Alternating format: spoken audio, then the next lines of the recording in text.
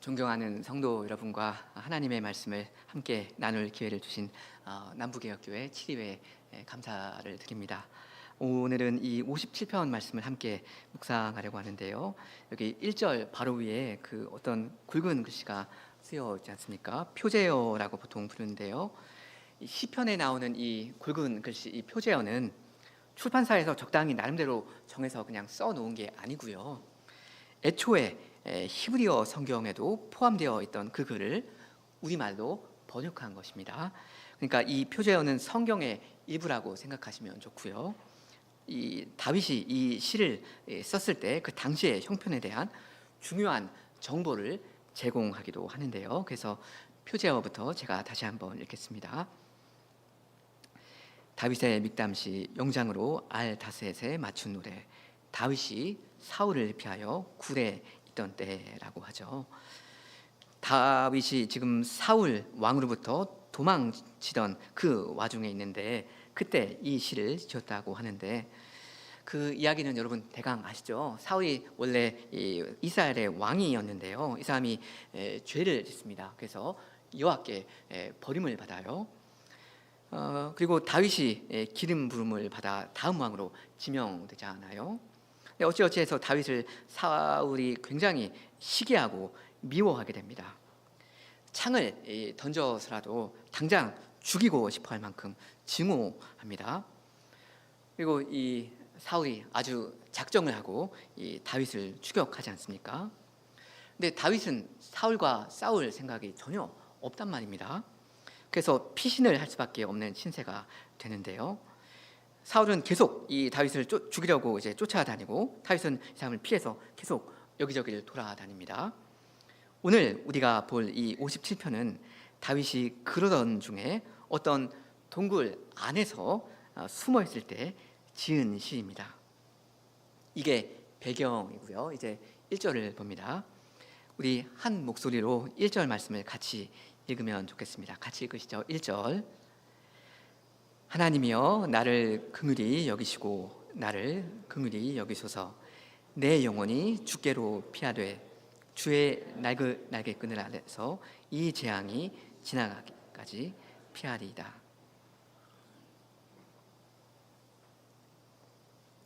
다윗이 하나님의 이름을 부르고 나서 몇 번 호소합니까? 2번 말씀드리죠. 나를 긍휼히 여기소서, 나를 긍휼히 여기소서. 다윗이 지금 살 소망은 주님뿐이라는 겁니다. 지금 사울이 거의 미치광이처럼 되어버려서 자기 사위를 제거하려고 군대를 끌고 수색을 벌이고 있지 않습니까? 굉장히 어떤 복잡한 그런 사정이 있는데요. 그래서 다윗은 어떤 굴에 들어가서 숨을 수밖에 없습니다. 근데 고백하기를 내 영혼이 주님께로 피한다 합니다. 그러니까 몸은 지금 동굴 속에 피해 있지만 그 영혼은 하나님의 품속에 가 있다. 거기로 피한다. 그거죠. 그리고 당연히 방점은 동굴이라는 어떤 장소가 아니라 피난처 되시는 하나님께 찍힙니다. 다윗이 지금 의지할 곳은 다른 사람의 눈에 쉽게 띄지 않을 어떤 물리적인 공간이 아니고요. 전능하신 하나님께서 그 날개로 자기 자녀를 덮어주시고 지켜주시는 그곳입니다. 다윗은 소망을 주님께 둡니다. 여러분, 신자가 병에 걸리면 어디를 가야 됩니까? 병원입니다. 병원에 가면 진단도 해주고요, 약을 처방해 주기도 하고요, 필요하다면 수술도 잘 해줍니다.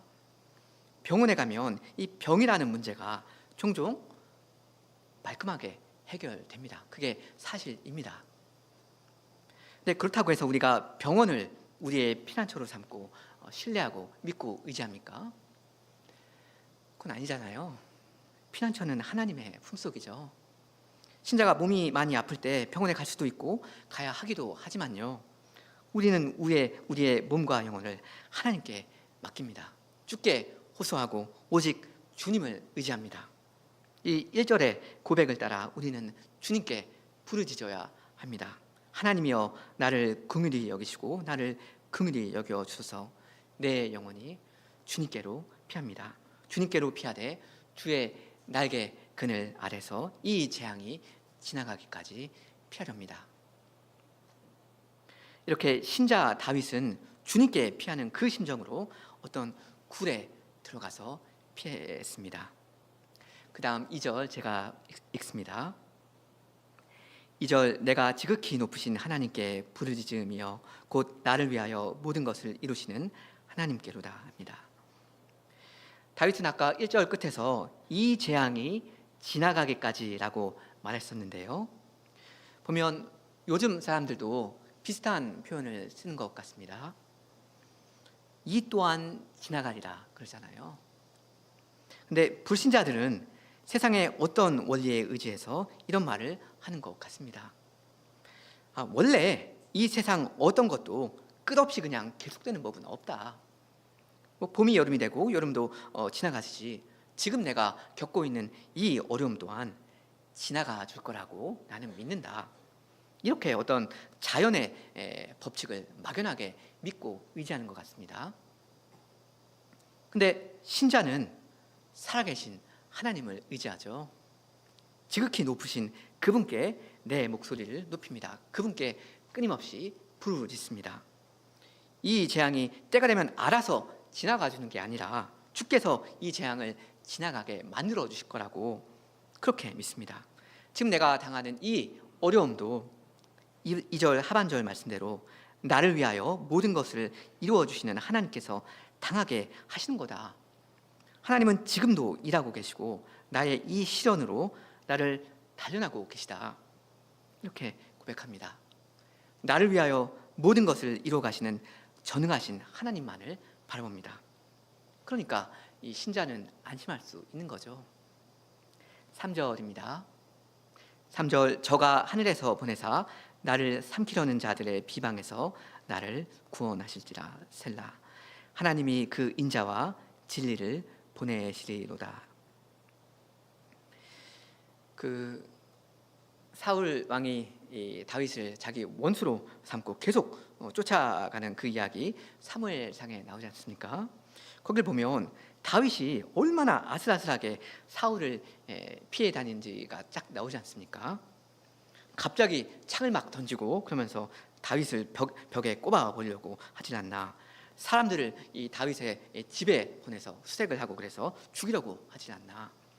하여튼 사울은 정말 정신 나간 사람처럼 작정하고 다윗을 죽이려고 들고 있잖아요. 그래서 실제로 다윗이 이런 말도 한단 말입니다. 나와 사망의 사이는 한 걸음뿐이라고요.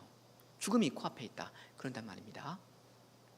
그런데 오늘 본문 57편을 우리가 읽을 때 참 인상 깊은 건 이런 복잡한 와중에도 이런 때에도 이 신자 다윗이 얼마나 담대하고 태어난가 하는 것입니다.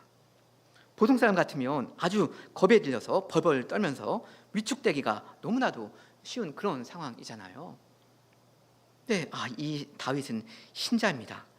하나님이 자기 편이시라는 거 정말로 믿습니다. 다윗이 어떤 신자였냐면요, 바로 앞에 여러분 나오는 56편을 좀 보면요, 56편 1절 하나님이여 나를 긍휼히 여기소서. 사람이 나를 삼키려고 종일치며 압제하나이다. 나의 원수가 종일 나를 삼키려 하며 나를 교만히 치는 자가 많다 합니다. 그러니까 대적들이 다윗을 잡으려고 달려들고 있습니다. 그러니까 오늘 이 57편의 상황과 굉장히 비슷한 겁니다. 계속해서 3절이요. 내가 두려워하는 날에는 주를 의지하리이다.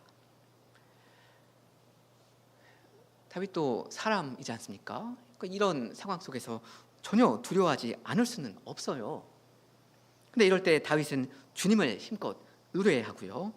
그래서 4절에 보시면 내가 하나님을 의지하고 그 말씀을 찬송하올지라.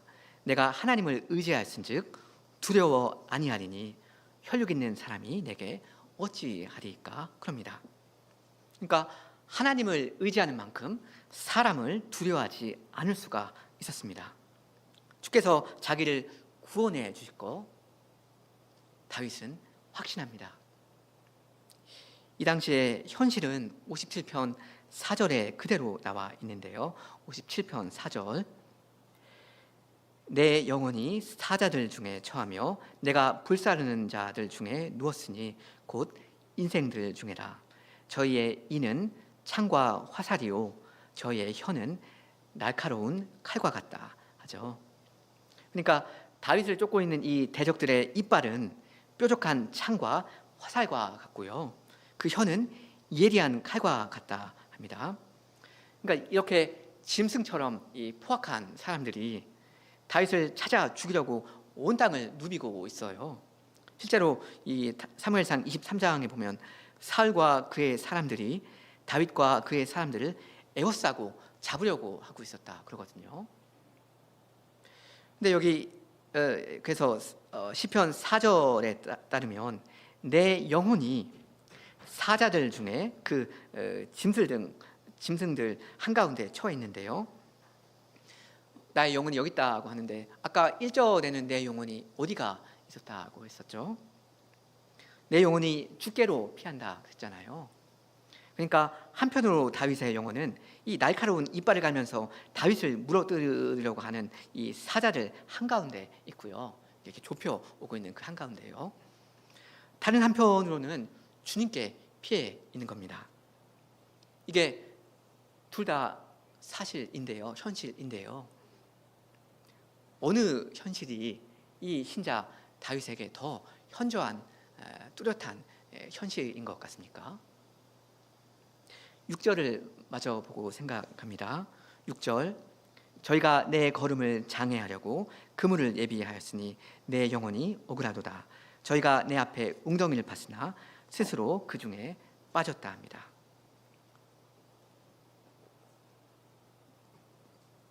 우리 성경에는 6절 끝에 스스로 그 중에 빠졌도다 이렇게 과거로 번역을 했는데요. 그렇게 번역할 수도 있지만요. 스스로 그 중에 빠질 것이다, 빠질 거다 이렇게 미래로 이해하셔도 좋습니다. 다윗이 굴에 숨어서 이 시를 지금 쓰고 있는 이 시점에는 아직 이 원수들이 다 망한 건 아닌데 그렇게 틀림없이 될 걸 다윗이 확신하면서 마치 이미 그렇게 이루어진 것처럼 표현한 걸로 보자는 건데요. 하여튼 지금 다윗은 여전히 굴 속에 초긴장 상태로 숨어 있지만 이 원수들이 자멸하게 될 거라고 믿고 있습니다. 그러니까 이건 어쩌다가 우연히 그렇게 될 거다 하는 게 아니고요. 자연의 어떤 작동 원리에 따라서 그렇게 될 거라는 것도 아니고요. 하나님께서 그렇게 공의로 다스려 주실 거라고 지금 다윗은 철석같이 믿고 있습니다. 그렇기 때문에 다윗은 7절에 하나님을 향해서 이렇게 말씀하는 겁니다. 하나님이여 내 마음이 확정되었고 내 마음이 확정되었사오니. 여기 마음이 확정되었다 하는 말은 내 마음이 견고하다, 든든하다 하는 뜻인데요. 다윗은 지금 어떤 좁혀오고 있는 어떤 복잡한 이 현실 때문에, 위협 때문에 겁에 질려서 벌벌 떠고 있는 게 아니라 정반대다 하는 겁니다. 다윗은 지금 심정이 차분하고 의연하고요. 마음이 딱 안정되어 있습니다. 그러니까 신자가 어떤 현실의 무게에 압도되지 않고 짓눌리지 않고 이렇게 침착하고 평온할 수도 있다 하는 건데요. 여러분, 다윗의 그 비결이 무엇입니까? 여기 7절에 하나님이여 내 마음이 확정되었고 내 마음이 확정되었습니다. 이렇게 두 번 말하는 건 아까 1절에서 다윗이 두 번 하나님께 아뢰는 말씀에 붙여서 봐야 할 겁니다. 1절 하나님이여 나를 긍휼히 여기시고 나를 긍휼히 여기소서. 보시면 이 1절과 7절의 그 구조가 똑같지 않습니까? 하나님이여 라고 부르고 나서 두 번 어떤 말을 반복하는 거예요. 다윗의 마음이 확정되고 확정될 수 있는 이유는 간단합니다. 그가 하나님의 긍휼히 여기심을 확신했으니까 그렇습니다. 다윗은 하나님이여 나를 긍휼히 여기시고 긍휼히 여겨 주소서 이렇게 부르짖었고요. 하나님께서 자기를 과연 긍휼히 여겨 주실 거라는 걸 믿었습니다. 그래서 그 마음이 그렇게 든든하고 차분하게 가라앉은 겁니다. 너무 단순합니까? 맞습니다. 무지하게 단순합니다. 원래 믿음은 단순한 거잖아요. 우리의 사정은, 상황은 복잡하지만 믿음은 단순합니다. 다윗은 하나님과 교제하면서 사는 신자였고요. 자기가 주님께 뭐라고 아뢰면 주께서 그 말을 진짜로 들으신다 하는 사실을 의심하지 않았습니다. 간단하죠? 하나도 복잡한 거 없습니다. 왜냐하면 하나님은 실제로 하늘에 계시는 분이시잖아요. 하나님은 우리가 그 이름을 부르고 그럴 때 들으시고 반응을 해주시는 분이십니다. 그러니까 우리가 우리의 아버지께 기도로 무엇을 구했다면 그분이 틀림없이 응답해 주실 걸 믿는 게 가장 자연스러운 일이 될 겁니다. 예수님의 말씀입니다. 하나님을 믿으라. 내가 진실로 너에게 이르노니 누구든지 이 산더러 들리어 바다에 던지우라 하며 그 말하는 것이 이룰 줄 믿고 마음에 의심치 아니하면 그대로 되리라. 그러므로 내가 너에게 말하노니 무엇이든지 기도하고 구하는 것은 받은 줄로 믿으라. 그리하면 너에게 그대로 되리라. 마가복음 11장 22절 이하입니다. 다윗은 그렇게 한 것뿐입니다. 주님 그냥 한번 불러봤어요. 아니면 말고요. 바쁘시면 어쩔 수 없습니다. 다윗은 이러지 않았습니다. 아버지께서 지금 듣고 계신기나 한 건지 그건 사실 모르는 일이다. 내 간구를 들어주실지 그건 가봐야 한다. 이렇게 복잡하게 다윗은 생각하지 않았고요. 정말로 응답을 기대했습니다. 산 하나도 옮기실 수 있다 하는데 이 다윗과 같은 이 한 사람 목숨 지켜주시는 거 그 일 하나 못하시겠습니까? 별 문제가 되지가 않습니다. 다윗은 하나님의 도움과 구원을 기정사실화했고요. 주께서 그 약속을 지켜주실 거라는 거예요. 그렇기 때문에 마음이 담대해졌고요. 감사하면서 하나님을 당장 찬송할 마음이 생겨났습니다. 그래서 이제 7절부터가 찬송 이야기잖아요. 7절 하반절에 내가 노래하고 내가 찬송하리이다 하고요. 그 다음 나오는 8절 우리 한 목소리로 같이 한번 읽으면 좋겠습니다. 8절 내 영광아 깰지어다 비파야 수금아 깰지어다 내가 새벽을 깨우리로다. 여기 내 영광아 하는 이 말은 내 영혼아 이런 뜻으로 이해하시면 될 것 같습니다. 자지 말고 다 일어나라 기상하라는 건데요. 원래는 새벽이 나를 깨우잖아요. 꼬꼬닥 꽃기어 하면서 닭이 울든지 해가 뜨든지 해서요. 새벽이 나를 깨워줍니다. 근데 다윗은 내가 새벽을 깨울 거라고 합니다. 이 말은 다윗이 이 시를 짓고 있는 이 시점이 하루 중 어느 때라는 뜻입니까? 밤중이라는 말이겠죠. 4절 중간에도 다윗이 그랬잖아요. 4절 중간에 내 영혼이 사자들 중에 처하며 내가 불사르는 자들 중에 누워 있다고요. 그러니까 사울 왕과 그 군대가 포위망을 점점 좁혀오고 있는데요. 그런 와중에도 다윗은 자리에 누워서 쿨쿨 자기도 한다는 겁니다. 시편 4편에 보면 다윗이 이런 말을 하거든요. 내가 평안히 눕고 자기도 하리니 나를 안전히 거하게 하시는 이는 오직 여호와시니이다. 이렇게 믿음직한 분이 나를 지켜주고 계시니까 그것만 믿고 발 뻗고 자는 건데요. 근데 이 57편을 지은 이 날에는 자다가 벌떡 일어났던 것 같습니다. 근데 이건 밤중에 생각이 복잡해서 그래서 일어난 게 아닙니다. 사울과 그 군대가 어디쯤 지금 와 있을지 무서워가지고 악몽을 꾸다가 식은땀 흘리면서 잠이 깬 것도 아닙니다. 정반대예요. 왜냐하면 다윗은 내 마음이 확정되었고 내 마음이 확정되었다 하면서 찬송을 부른다 하지 않습니까? 든든하다는 거거든요. 다윗은 지금 오밤중에 하나님을 찬양하고자 하는 그 마음에 압도가 된 겁니다. 기왕이면 악기까지 동원해서 이 밤에 제대로 하나님을 찬송하고 싶다 그거거든요. 이렇게 찬송하는 중에 동이 트는 걸 보겠다는 겁니다. 9절 주여 내가 만민 중에서 주께 감사하며 열방 중에서 주를 찬송하리이다.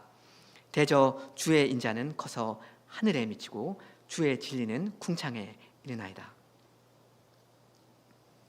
이렇게 기뻐 찬송하겠다는 그런 심정인데요.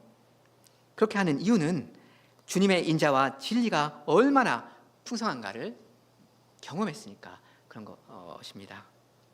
여기서 진리라는 말은 신실하심이라는 뜻으로 이해하시면 되는데요. 아까 3절에서는 인자와 진리가 어디에 있었습니까? 3절 저가 하늘에서 보내사 나를 삼키려는 자의 비방에서 나를 구원하실지라. 하나님이 그 인자와 진리를 하늘에서 보내주신다, 내려주신다 했죠. 주께서 하늘로부터 인자와 진리를 이 땅, 이 굴 속에 숨어있는 다윗에게 내려 보내실 거다 했고요. 여기 10절에서는 근데 이 인자와 진리가 하늘 구름까지 닿는 걸 다윗은 봅니다. 그러니까 하나님의 인자와 신실하심이 이 땅에 도달한 것은 물론이고요, 하늘에 닿을 만큼 풍성한 겁니다. 온 세상을 꽉 채워요. 이 다윗은 하나님의 이 인자와 신실하심에 흠뻑 젖어 있는 거예요. 그걸 누리고 있습니다. 이걸 다윗은 믿음의 눈으로 보고 찬송을 올립니다. 11절 하나님이여 주는 하늘 위에 높이 들리시며 주의 영광은 온 세계 위에 높아지기를 원하나이다 했는데요. 이게 하나님의 마음에 합한 자 다윗의 소원이었습니다. 하나님이 높임을 받으시는 거예요. 이 11절에 나오는 이 소원은 사실 아까 5절에서도 똑같이 나온 거였죠. 그죠? 다윗의 그 대적들이 이 사람을 죽이려고 벼르고 있다고 말하는 그 복잡한 와중에 5절에서 거의 난데없이 갑자기 그냥 하나님을 높이는 말이 나왔는데요. 이 5절 말씀이 이 시의 중심을 차지한다면요, 이 말로 다시 11절에서 다윗은 결론을 맺습니다. 주께서 하늘 위에 높이 들리시고 그분의 영광이 온 땅 위에 높아지는 게 이 57편의 중심이자 결론인 것입니다. 그리고 이게 다윗의 마음이었습니다. 교우 여러분들이라면 어떠셨을 것 같습니까? 어떤 미친 살인마가 칼을 들고 나를 쫓아오고 있습니다. 이런 때가 하나님을 찬송할 적기인가요? 찬송할 마음이 들기나 하겠습니까? 그럴 만한 마음의 여유가 실질적으로 있겠습니까? 다윗은 그러한 위기에 몰렸을 때 오직 하나님을 찾았고요, 이 동굴 속에 갇혀서도 시야를 넓혀서 하늘과 궁창을 바라봅니다. 생존하는 데에만 급급하지 않고요, 주님을 찬송하는 여유를 부립니다. 이 신자는 가장 어두울 때 소망 중에 찬송을 시작하려 합니다. 찬송을 하면서 날이 밝아오는 그걸 보겠다는 겁니다. 나중에 봄날이 오면 아침이 좀 밝아오면 형편이 좀 나아지면 그때 상황 봐서 찬송을 올리겠다. 이게 아니고요. 일단 먼저 당장 급하게 찬송을 이 암흑 가운데 시작합니다. 믿음의 배짱을 부립니다. 새벽을 깨우는 밝은 찬송을 부르렵니다. 자, 그런데 여러분, 다윗이 이 57편 시편을 지은 이날 밤에 정말로 이 비파와 수금을 연주했겠습니까? 아주 그냥 목청껏 찬송을 부렸을까요? 아마 그러지는 못했을 겁니다. 왜냐면 다윗이 지금 어디에 있습니까? 동굴 속에 좀 숨어 피해 있잖아요. 이런 상황에서 그냥 신나게 찬송을 불러버리면 자기의 위치가 노출될 위험이 있지 않습니까? 좀 도망 다니고 있는 중인데 밤중에 그렇게 큰 소리를 내버리면 발각되어 버릴 수가 있단 말입니다. 그러니까 이 시편에서 다윗이 아무리 이렇게 찬송할 마음이 굴뚝 같아도 어떤 현실적인 제약 때문에 마음껏 그렇게 찬미할 수는 없었을 겁니다. 여러분, 예를 들어서 가정에서, 아파트에서 찬송을 크게 이렇게 목청껏 부르면 안 되지 않습니까? 그러면 신뢰가 되고 하니까요. 그러니까 다윗도 아주 숨죽이면서 조용히 부르든지 자제를 해야 했을 겁니다. 그러니까 굉장히 답답했을 겁니다. 왜 우리도 그럴 때가 있지 않습니까? 마음은 있지만 현실적으로 좀 어려운 사정이 있는 거예요. 복잡한 사정이요. 다윗이 이렇게 굴 속에 들어가 숨기도 하면서 사울의 칼을 피해야 했던 때는 현실적으로 할 수 있는 게 별로 없었던 그런 때였습니다. 동굴이 그저 기도만 할 수 있는 그런 골방처럼 된 그런 때였습니다. 인내하고 기다리고 하면서 그저 보존되기를 구해야 하는 그런 시절이었습니다. 찬송을 부르더라도 조용히 불러야 하는 그런 때였습니다. 근데 여러분도 아시는 것처럼 그런 때가 결국은 지나갑니다. 사울 왕은 하나님의 심판 아래 자멸해 버리고요. 그래서 다윗이 도피 생활을 더 이상 할 필요가 없게 됩니다. 이제 정말 이 이스라엘의 왕으로서 기지개를 켜고 할 일을 할 수 있는 기회가 주어지는 때가 옵니다. 그때 상황을 그리는 시가 108편인데요. 여러분 한번 찾아보시겠습니까? 시편 108편이요.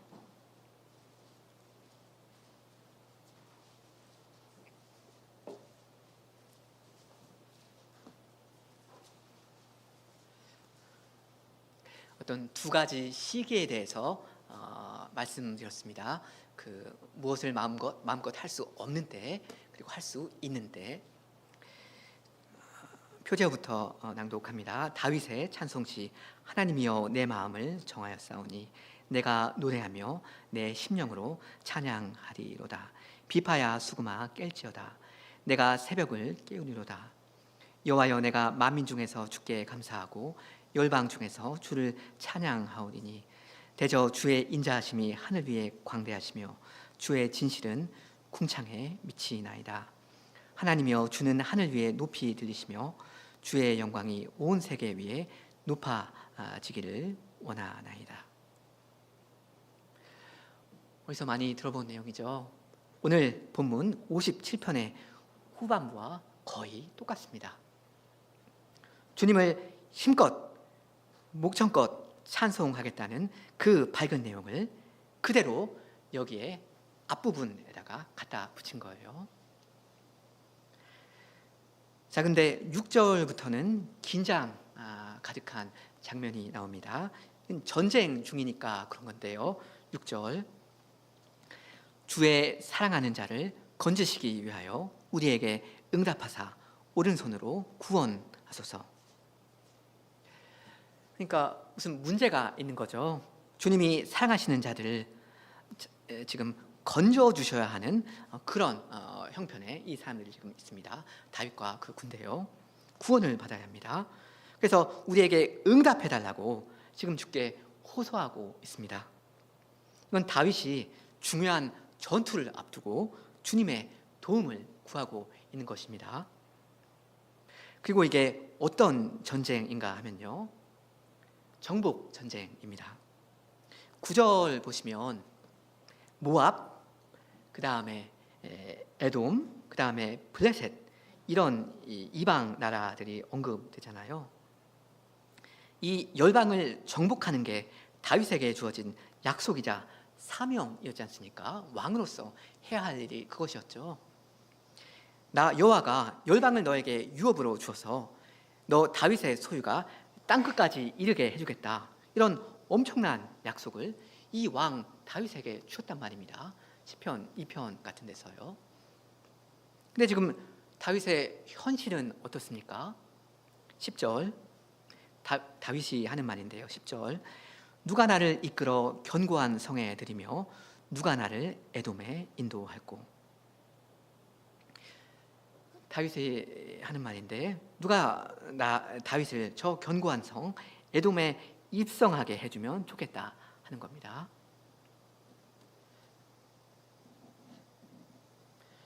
뭔 말이냐면 저 에돔을 지금 왕 다윗이 정복해서 그걸 차지해야만 하는데 지금 그렇게 못하고 있는 형편에 있다는 겁니다. 다윗이 군사를 이끌고 에돔을 정복하려고 했는데 그렇게 한번 싸웠는데 이게 여의치 않은 겁니다. 어떤 사정이었는지 그 디테일은 우리가 잘 모릅니다. 근데 어쨌든 에돔이 이 방어를 잘 해서 다윗의 군대가 얼만큼 피해를 입고 일단 후퇴를 해야 했던 겁니다. 이건 뭐냐면 이유가 어찌되었든 주께서 다윗 왕에게 주신 약속이 이루어지지 않는 것처럼 지금 보이고 있다 하는 겁니다. 여호와께서 다윗과 늘 함께 하시고 이스라엘 군대와 늘 함께 하셔서 항상 승리하게 해주시겠다, 온 땅을 다윗에게 유업으로 주겠다 하시는 이 약속에 문제가 발생한 겁니다. 이렇게 하나님의 약속이 성취되는 일에 차질이 빚어졌을 때, 그럴 때 다윗은 어떻게 하죠? 우리 12절, 13절을 같이 읽겠습니다. 12절, 13절. 우리를 도와 대적을 치게 하소서. 사람의 구원은 헛됨이니이다. 우리가 하나님을 의지하고 용감히 행하리니 저는 우리의 대적을 밟으실 자이심이로다.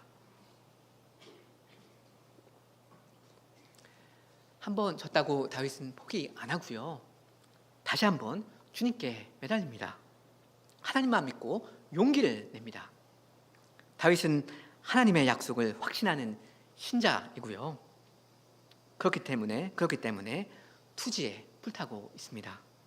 아주 적극적으로 능동적으로 하나님을 또 한번 의지합니다. 나섭니다. 그리고 승리를 확신합니다. 우리가 잠깐 좌절을 맛본 건 사실이지만, 우리가 지난 전투에서 한번 패배한 것은 사실이지만, 이 전쟁 주님께서 완성해 주실 거다. 여호와께서 우리의 대적을 밟으실 거다. 주님은 우리 편이시다. 우리는 이미 이긴 거나 다름없다. 이럽니다. 근데 여러분, 다윗이 이러한 믿음과 확신 가운데 다시 한번 전면전을 치르려고 나설 때, 진군할 때 이 사람의 그 심정은 어떠합니까? 어떤 마음으로 이 전투에 임하고 있습니까? 그 1절부터 5절에 나왔던 그 마음입니다. 주님께 감사하고 주님을 찬송하고자 하는 그 마음이요. 그 마음은 다윗이 한때 과거에 어둡고 이 침침한 동굴 속에서 숨죽이면서 주님께 기도하고 주님을 조용히 찬송하면서 기다리는 것 말고는 아무것도 할 수 없었던 그때 가졌던 그 마음입니다. 그 동일한 마음으로 다윗은 지금 이 치열한 그 전투 한복판에 뛰어들겠다 하는 겁니다.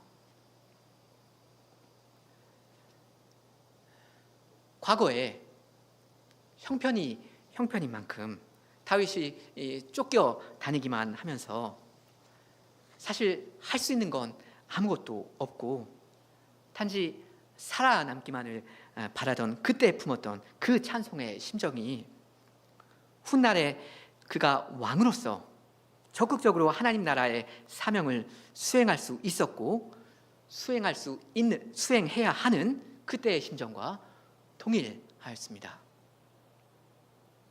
바라던 것이 생존이었던 그 과거와 바라는 것이 승전인 지금 이 신자 다윗은 하나님 한 분을 의지하고 찬송하는 그 마음 자세로 살고 있는 것입니다. 물론 주께서 그때 내 목숨을 지켜주신 그걸 본 그 경험이 이제 다윗에게는 굉장히 큰 자산이 되어서 더 힘있게 주님을 의지하게 되었을 겁니다. 동굴 속에서 조마조마하면서 숨지기고 있어야 하는 시기는 지나갔고요. 이제는 하나님 나라의 왕으로서 메시아로서 유감없이 우렁차게 찬송을 부르면서 전진할 수 있는 때가 왔습니다. 아주 힘찬 찬송 소리로 새벽을 정말로 깨울 수 있게 되었습니다. 이게 원래 여호와의 군대가 전쟁을 치르는 방식이지 않습니까? 승리를 확신하면서 하나님을 찬송하면서 진군하는 거예요. 다윗과 그 군대가 아주 자신 있게 하나님을 찬송하면서 나아가면 그걸 멀리서 듣는 그 적군이 오히려 겁을 먹고 사기를 잃게 될지도 모릅니다. 하여튼 그만큼 다윗과 군대는 기세등등하게 자신 있게 치열하게 싸우기만 하면 되는 것입니다. 우리 구주 예수님께도 한때는 십자가에 매달려서 아무것도 하실 수 없는 시기가 있었죠. 손발이 완전히 묶여 있어서 옴짝달싹 못하고 오직 하나님께 구원을 부탁하실 때가 있었습니다. 그러나 우리 구주 예수님께 그 때는 지나갔죠. 구속사는 진전되었습니다. 지금은 주께서 다 이루신 시대입니다. 지금은 신약 시대입니다. 그리스도의 부활 후 지금 이 신약 시대는 주 예수 그리스도께서 하늘에 앉아서 자기의 군대 교회를 진두지휘하시는 그런 시대입니다. 그러니 새벽을 깨우는 찬송을 우리는 밤중에라도 부르고요. 이 노래는 승전가입니다. 그리스도께서 이미 이기셨으니 우리도 이긴다. 이긴 것과 다름없다. 승리를 확신하는 그 단순한 믿음으로 우리는 싸웁니다. 왜냐하면 지금은 아무것도 할 수 있는 게 없고 오직 생존하기에만 급급해야 하는 그런 답답한 시대가 아니거든요. 전쟁의 날은 밝아왔고요. 전능하신 하나님의 편에 선 군대, 교회는 힘차게 전진해야 합니다. 그분만 믿고 전진하는 것입니다. 여러분 그렇게 하시기 바랍니다. 어둠 같은 현실 가운데서도 당당하게 새벽을 깨우는 찬송을 힘차게 부르시기 바랍니다. 하나님을 믿기에 우리의 장군 그리스도를 따라 믿음으로 교회가 해야 하는 그 일을 하셔야 합니다. 주께서 교회에 부여하신 그 영광스러운 사명 수행하셔야 합니다. 한두 번 혹시 패배를 맛보았다 해서 포기할 일입니까? 그렇진 않지 않습니까? 다시 일어서서 교회는 전진합니다. 단순한 믿음으로 주님을 의지하여 나아갑니다. 주님께서 여러분과 함께 하십니다. 그러니 주님만을 믿고 그렇게 믿음의 선한 싸움을 싸워가시기 바랍니다. 함께 기도하시겠습니다.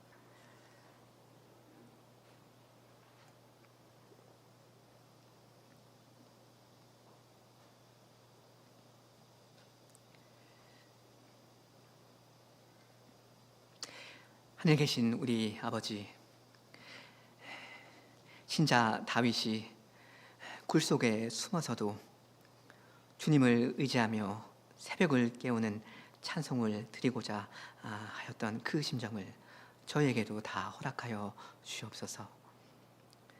현실의 어떤 복잡한 사정과 위기와 어떤 두려움 속에서 그런 가운데 저희가 있을 때에도 다른 것을 의지하지 않고 나를 위하여 모든 것을 이루시는 하나님만을 바라보는 믿음을 주님 저에게 더욱더 주시옵소서. 주의 날개 아래 피하는 자에게 참된 안전보장과 평안이 있음을 확신하게 하여 주시옵소서. 저희의 이 믿음을 견고케 하사 이 연약한 믿음이 흔들리지 않게 하여 주시며 비천하고 때로는 어두운 자리 가운데서도 저희의 찬송의 입술이 열리게 하여 주시옵소서. 새벽을 깨우는 다윗처럼 저희도 믿음으로 주를 언제든지 찬송하며 하나님의 인자하심과 신실하심을 세상 가운데 자랑하게 하여 주시옵소서. 주님의 이 교회를 이 시대의 군대로 세워주시고 그러므로 저희가 오직 그리스도의 승리를 붙들고 믿음으로 전진할 수 있도록 하여 주시옵소서. 저희의 능력 있는 장군 되시는 구주 예수님을 따라 싸우며 주의 영광이 온 땅에 높아지기를 열망하며 다 함께 나아갈 수 있도록 하여 주시옵소서. 예수님의 이름으로 기도하옵니다. 아멘.